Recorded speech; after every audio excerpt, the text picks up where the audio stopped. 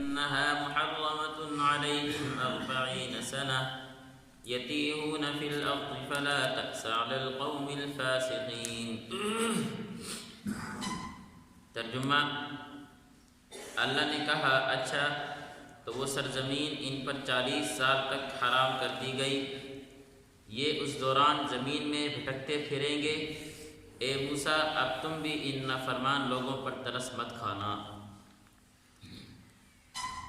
پچھلی آیات میں یہ بات گزری ہے کہ اللہ رب العزت نے بنی اسرائیل سے ایک عہد لیا تھا، اور اسی عہد کا ذکر چل رہا ہے کہ بنی اسرائیلیوں نے وقت کے پیغمبر کی بات کو ٹھکرایا اور بات کو نہ مانا۔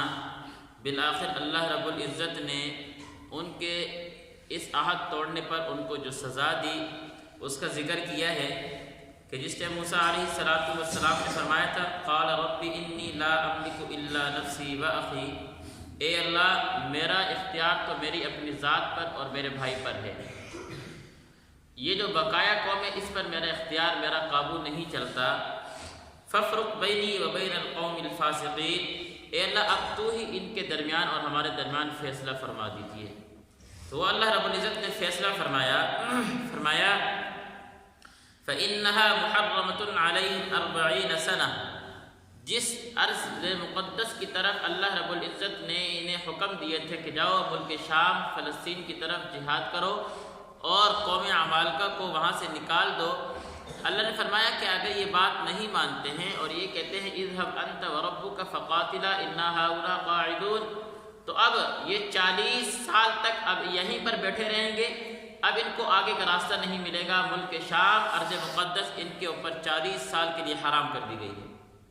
اور پھر ایسے ہی ہوا، یہ وادی تیم میں حالانکہ مصر ان کا اپنا علاقہ تھا، ملک شام ان کے اپنے ابو اجداد کے علاقہ تھا، اس لیے اللہ نے حکم دیا تھا بھئی اپنے وطن چلے جاؤ، لیکن انہوں نے وطن کی ناقدری کی۔ وطن کے ناقدری کرنے کی سزا یہ ملی کہ اس وادی تیم میں علماء لکھتے ہیں 6 لاکھ کے قریب ان کا مجمع تھا، جو بنی اسرائیلی تھے 6 لاکھ کے قریب ان کا مجمع تھا، ان کی تعداد تھی۔ اور جو ایریا تھا جس میں ان کو ٹھہرایا گیا وادی تیم میں، بعضوں نے لکھا ہے کہ 90 کلومیٹر لمبا اور 30 کلومیٹر چوڑا تھا، اور بعضوں نے لکھا ہے کہ نہیں 30 کلومیٹر چوڑا تھا اور 12 کلومیٹر یہ لمبا تھا، بس اتنی سے وہ میدان تھا، اور اسی میدان میں اللہ رب العزت نے ان کو ٹھہرایا رکھا۔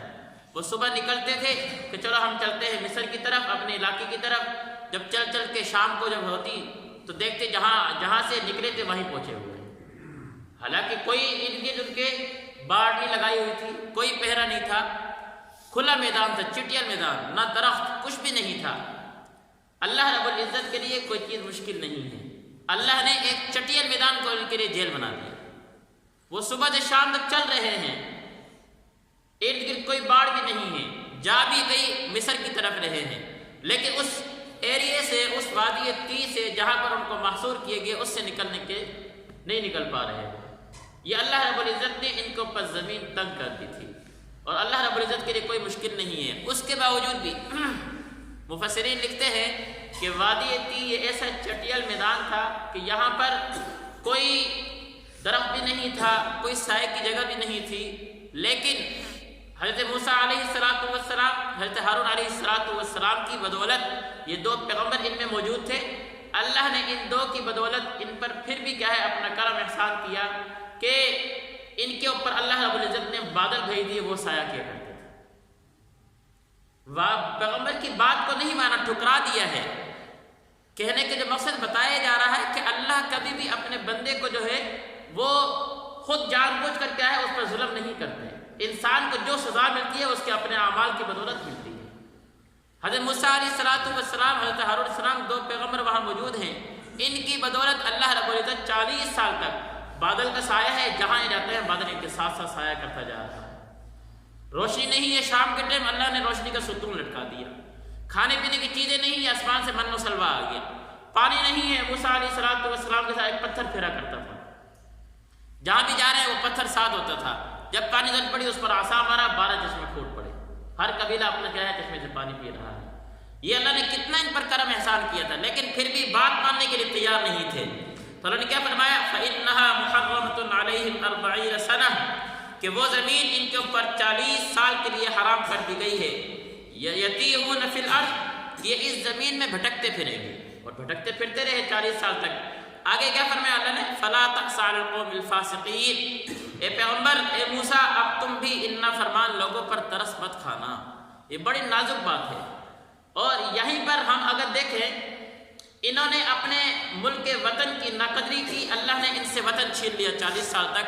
یہ ملک پاکستان، یہ بھی میرا وطن ہے. اگر میں نے اس کی ناقدری کی، میں نے اس کی کیا ہے قدر کو نہ جانا، تو کوئی پتہ نہیں، یہ بھی اللہ مجھ سے چھین لے، یہ بھی چھین سکتا ہے مجھ سے. آج یہاں پر رہ کر اسی ملک کے کیا نام کے خلاف میں بولتا ہوں، یہاں پر رہ کر اسی ملک کے باسیوں کے خلاف میں بولتا ہوں. یہیں پہ رہ کر جن علماء نے اپنے خون دے کر اس ملک کو بنایا، آج انہیں علماء پر میں انگلی اٹھاتا ہوں. وہی علماء جو میرے دین کے، میرے ایمان کے کیا ہے بچاؤ کا ذریعہ ہیں، میرے ملک کے بچاؤ کا ذریعہ ہے، آج ان کے خلاف بول رہا ہوں. تو پھر یہ عذاب میرے پر بھی آ سکتا ہے. اگر ان پر آیا ملک کی ناقدری کرنے کی وجہ سے، وطن کی ناقدری کرنے، پیغمبر کی بات کو ٹکرانے کی وجہ سے، تو میرے پر بھی آ سکتا ہے. ہم دیکھیں کہ ہم کیا کر رہے ہیں. ہم بھی اپنے ملک میں رہ کر اللہ کے احکامات کو تھوڑی توڑ رہے ہیں، اور یہ ہو رہا ہے. میرے سے میرا ملک چھینا جا رہا ہے. کشمیر کا معاملہ دیکھ لیا آپ، یہ بارڈر کا مسئلہ بنایا ہمارے سامنے. یہ کیا ہو رہا ہے؟ مجھ سے میرا ملک چھینا جا رہا ہے، لیکن میں سکون سے بیٹھا ہوا، میں سو رہا ہوں اپنے مزے کی نیند. کوئی مسئلہ نہیں، میرا گھر، بس میرا گھر محفوظ ہو، میری 4 دیواری تک کوئی مسئلہ نہ بنے. یہ ملک پاکستان کی چاروں بارڈر، یہ میرے گھر کی 4 دیواری ہے. جس طرح میں اپنے گھر کی حفاظت کرتا ہوں، اس ملک کی حفاظت میری ذمہ داری ہے. اور ملک کی حفاظت کس طرح ہوگی؟ اپنے اعمال کو درست کرنے سے، اپنے اعمال کو درست کرنے سے. کہ سب سے پہلے مسئلہ تو میرے اپنے عمل کا ہے، باقی مسائل بعد میں ہیں. اگر میرا اپنا عمل درست ہو گیا، میرا اگر اپنا ذاتی فعل درست ہو گیا، میں اللہ رب العزت کے احکامات پر آ گیا، تو کبھی بھی نہیں ہو سکتا کہ باطل میری آنکھ اٹھا کر میری طرف دیکھے. اور اب دیکھ رہے کیا ہو رہا ہے ہمارے ملک کے ساتھ.